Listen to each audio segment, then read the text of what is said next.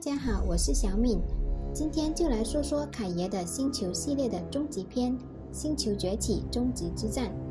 故事的背景发生在原流感爆发的15年后，其衍生出的病毒几乎摧毁了整个人类族群，而猿族那边自打第2部中的库巴挑起了猿族和人类的战争后，虽然智商已经赶超人类，但他们的日子也并不好过。仅存的人类部队是想尽办法要将他们赶尽杀绝。一片密林中，人类部队埋伏已久，库巴的一些残党选择加入人类军团。随着炮火的攻击，猿族的巡逻部队遭到伏击，一只骑马猩猩逃生后，火速赶回去报信。很快，猿族的援军赶到，战争十分激烈。虽然上蹿下跳不容易射击，但密集的火力依然让猿族死伤不少。人类部队里的一只猩猩看着不断沦为炮灰的同类，不知在想什么。快，上方一支援军采用了烟雾弹的作战技巧，乱枪声中炮火连天。失去目标的人类部队很快败下阵来。画面一转，面色凝重，明显已有衰老之态的凯撒终于登场。跟在他身后的是黑金刚和白毛。话说这白毛是隔壁狂暴巨兽剧组过来的吗？来到被抓的4个士兵以及一个便捷猩猩面前，凯撒狠狠地瞪着他们。一个小黑弟顿时感受到了扑面而来的皇者气息，吓得瑟瑟发抖。确定他就是凯撒后，小黑弟表示人类部队一直在寻找凯撒及其指挥部。旁边的便捷猩猩是不见棺材不掉泪，傲娇地表示人类有一个厉害的上校，他会先杀了凯撒，然后再杀了他的所有部下。白毛心情复杂地看着便捷猩猩，在凯撒的命令下将他领走。为了表示和平，凯撒决定释放这4个人类，用马将他们送出战壕，并让他们带话给上校，自己并非野蛮人，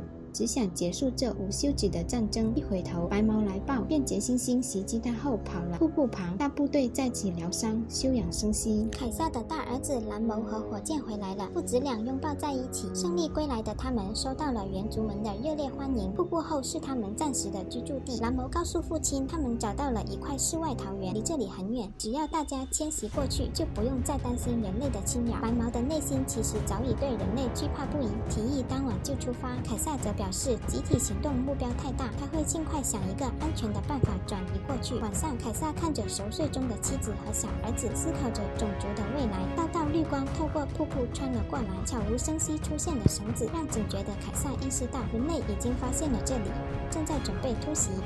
嘱咐蓝谋保护好母亲和弟弟后，凯撒火速去通知其他同类。黑暗中，蓝谋很快发现了手持武器的人类，并迅速解决了一个，但自己却被后面的人类当成凯撒开枪击毙。当凯撒从对讲机中听到消息，火速赶来时，妻子和蓝谋已倒在血泊中。正准备离开的这个人，就是他宿命中的敌人上校。上校认出了眼前的凯撒，二话不说就开火，被凯撒躲开。死死抓住上校的绳子的凯撒，却还是被割断绳子，落入水中。凭借强大的主角光环，凯撒从汹涌的水流中侥幸逃生。大战过后，黑金刚禀告凯撒，白毛不见了，并推断应该是他害怕人类，所以选择了叛变。丧子之痛让凯撒一点风吹草动就紧张得不行。好在这次在暗处的不是别人，而是他其实正无比牵挂的小儿子。凯撒紧紧地抱着小儿子，生怕一松手就会被人类杀害似的。第2天一早，所有猿族准备收拾就前往新家园，但凯撒却决定独自前去复仇。他要杀了上校，为种族撤离争取时间。不顾其他同类的阻止，他毅然决然地翻身上马离开。没走多远，3个一起打江山的好兄弟追了过来。因为人类的陆地经常在变动，黑金刚的护卫知道具体位置，火箭深知失去儿子的痛苦。莫里斯知道凯撒抱着必死的决心，所以坚持要确保他安全地回来。就这样，一行4员怀揣复仇的熊熊火焰出发了。话说这年头，骑白马的真不一定是唐僧，还有可能是金刚。在黑金刚的带领下，他们来到一处总是冒出炊烟的地点，认为士兵就在这里的他们下马开始查探情况，发现一个抱着木材的樵夫。四目相对，双方都有些尴尬。樵夫借着放下柴火的机会，准备迅速掏枪，却被谷仓中的凯撒不由分说分分钟击毙，眼神中满是仇恨。端着枪来到屋内，幽暗的屋子里赫然躺着一个小女孩。莫里斯默默地按下了凯撒那紧张的枪口，捡起地上的布娃娃以示友好，发现小女孩原来是个哑巴。搜寻完一波物资，准备离开的时时候，小女孩走出了房子。善良的莫里斯认为，他们走后，小女孩必死无疑。已经对人类失望的凯撒，心里依然留有一丝温柔，默许了带她一起走。一路长途跋涉后，他们终于发现了目标。通过望远镜侦查情况，凯撒一眼就看到了叛变的白毛，头上已然烫上耻辱标志的他，已经默默接受了自己的命运。突然，他发现了身后偷偷潜入的凯撒。白毛坦言，当天那只被抓的猩猩承诺，只要告诉凯撒的藏身地点，就可以保白毛一条命，所以他才选择了叛变，并透露上校早上已带人去往北方，北方士兵将会和他会合，据说之后就会一举歼灭整个猿族。这时，人类的巡逻兵出现在外面，白毛试图求救，被他们死死捂住嘴巴。等到危机解除时，凯撒才发现自己情急之下竟然闷死了白毛。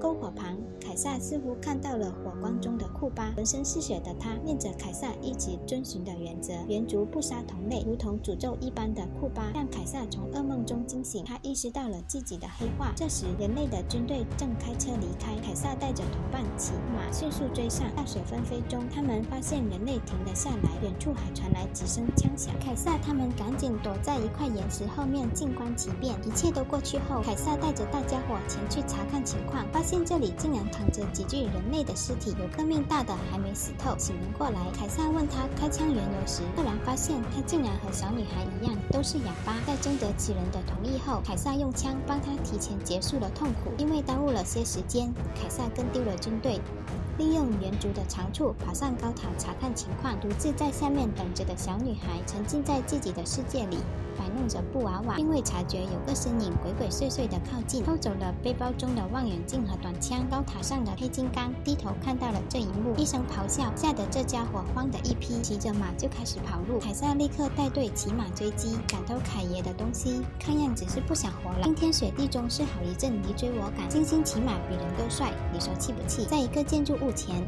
白马被遗留在这里，凯撒带队走进了这个被废弃的建筑物中，最不知道的还以为是到了艾尔莎的冰雪城堡呢。敏锐的凯撒听到了壁炉中的动静，瞬间警惕起来，缓缓走过去，在3支枪杆子黑洞洞的枪口下，偷东西的家伙主动将赃物扔了出来，举着手走出来后，他们惊讶地发现这只不过是穿着衣服的猩猩。看到冻得发抖的小女孩后，还主动脱下棉衣给她穿。通过这只小个头猩猩递过来的鳄鱼玩具，凯撒得知它是从动物园里跑出来的。小个头其他的同伴都被人类所杀。看到马背上的小女孩后，小个头以为他们是一支人类部队，所以才想到去偷他们的武器的，没想到是自己的同类。因为病毒爆发后，猿族都变聪明，所以他也自学成才，学会了英语，连只猩猩的英语都比我说得好。你说惭愧不惭愧？为庆祝自己找到了新朋友，小个头还翻箱倒柜找出一袋饼干庆祝一番。从小个头这得知，在更北边有一个废弃的集中营，那里有很多生病的人。凯撒立刻意识到，他们跟丢的那支部队很可能去了那里，可小个头却对那里惧怕不已，坚决不肯带他们过去。晚上，小个头从凯撒看向小女孩的眼神中看出了悲伤，坦言自己也曾有个孩子，可被人类抓走了。就这样，同病相怜的2个父亲同仇敌忾，小个头决定为他们带路。第2天，大家伙便出发了。途经一棵花树时，黑金刚摘下一朵花，别在了小女孩的耳朵上，露出含蓄笑容的她，没想到粗犷的外表下还有如此温柔的一面。小个头那边也穿戴整齐走了出来，虽然略显滑稽，但天气这么冷，戴上帽子还是可以预防感冒的。大家伙继续出发，凯撒也默默接受了一直坐在莫里斯后面的小女孩，将手中的水壶递给了口渴的她。皑皑白雪中，他们总算是到达了集中营附近。黑金刚和凯撒上前侦查，却突然被人类士兵偷袭。黑金刚挺身而出救下了凯撒，火箭也及时出现解决了后面那个士兵，可黑金刚却不幸受了伤，虚弱的倒在了地上。气若游丝的黑金刚打着手语，庆幸自己保护住了凯撒。小女孩流着泪来到他身边，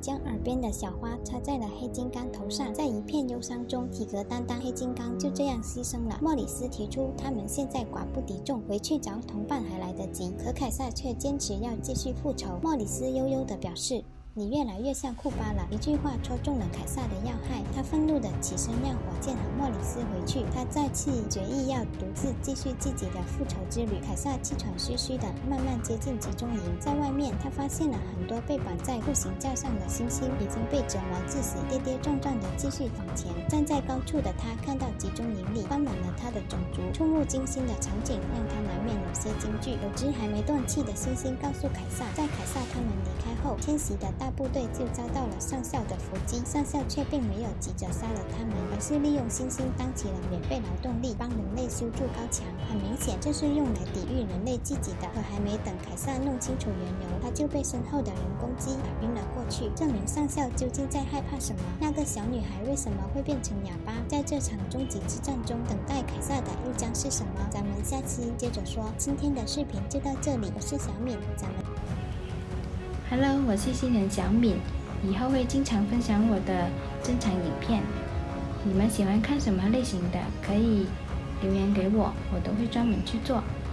喜欢我的朋友多多支持一下，点个 like 和订阅，拜拜。